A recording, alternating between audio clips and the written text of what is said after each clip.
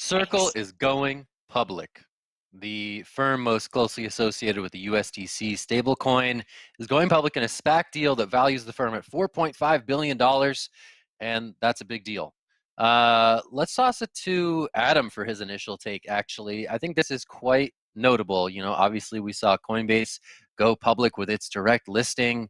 Here we have a major stablecoin issuer going public through a SPAC deal. In a deal that's quite interesting. But yeah, there's a lot of ways to tackle this one. I'm sure we'll get to them all. But Adam, start us off on why this matters. So I think this one matters because it's a continuation of this narrative that we've started to see, which is that crypto companies making good, going public, and really kind of infiltrating the traditional world.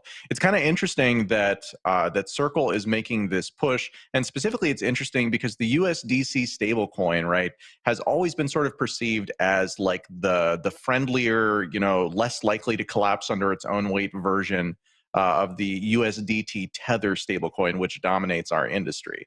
Now, Circle itself is not the only part of that play, but I think that, again, it's interesting to see them going public, and it's also interesting to see them using a SPAC as a vehicle to do it, because, again, it prevents them from having to go through a lot of the diligence that a company like Coinbase really had to go through in order to make it. I think the final angle that's interesting to me here is that, again, like, as when Coinbase did it, this was a really, really novel thing. When Circle's doing it now, this is also going to be novel, but get another 2 or 3, IPOs or, public listings into this cycle, and it's not going to be interesting anymore. It's going to be just kind of like the start of a flood. We really don't know where that's going to end. I'm curious what companies we see take this move besides these big obvious exchanges, but I think that this is a first step. Zach, wasn't there... Go for it, Will. No, you can ask your question, though. I'll ask one as well. Well, Zach, wasn't there a lot of regulatory concern around SPACs recently? Maybe. I don't know. I didn't dig into that angle. I think there was I don't know. They've definitely become a far more popular vehicle for public listing. So I think there was a little bit of trepidation on part of regulators to make sure everything was above board. But I missed the SPAC deep dive. Was that Naomi? Did you have some goods there? You got a little insight on that one? Yeah, but Will, you hop in first and then I'll jump in. I just wanted to take a... Sorry? We're so polite. No, you go first. No, you. It's live. Yeah, we gotta be meaner. We gotta be more mean. Hit me. I'm Let's go, Will. Taking I'm ready. A walk down memory lane and thinking about Circle. And I think 2 years ago, people were wondering what this company is going to be or it was 2 or 3 years ago. Someone can correct me there on that. But at one point they had Poloniex, and then that exchange was kind of floundering, and then they offloaded it to just and soon. And now they later came out with the USDC stablecoin and partnered with Coinbase on it. And people are like, oh, how are you going to make money on a stablecoin? That's ridiculous. And now we're here and they're going public. So again, another testament to the mega chads and the big brains out there who understand these things far better than us plebs do. Zach, your take. Shout out to the giga chads. Yeah, it is interesting to see Circle sort of find its footing with this iteration of itself, right? Started out as a payments app, right? Wanted to be sort of a consumer-facing thing, really pivoted away from that. Definitely the Poloniex deal is one of the funnier things in crypto history in my book. So they paid $400 million for this thing.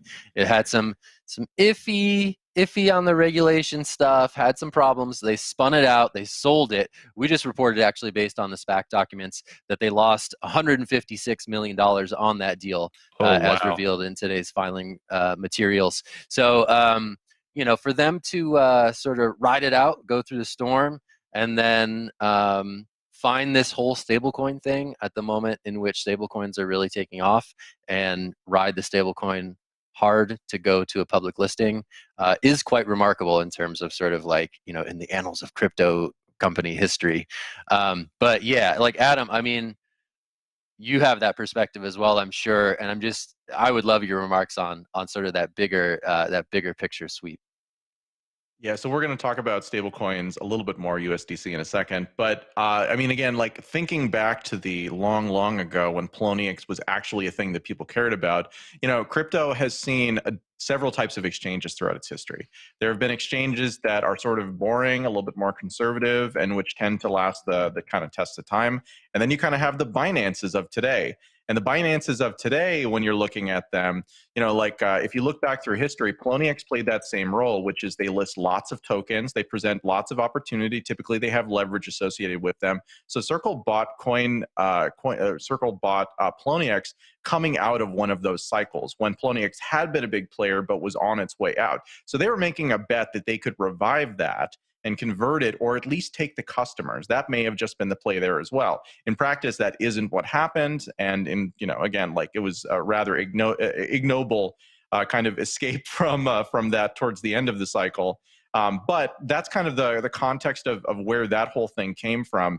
Honestly, I think that the stablecoin side of it is really pretty fascinating because, again, these stablecoins have such a role to play within cryptocurrencies. They're not just used for traders arbitraging between one exchange and another. They're also used by people who really actually need some form of stable value, which cryptocurrency can provide the rails for, but not the price stability for. So if you're looking for something that's analogous to holding US dollars and you're living in Argentina, you can choose Bitcoin, but that's choosing effectively something else that has risk associated with it. Whereas if you're choosing something that's pegged to a dollar, then that actually presents some kind of stability.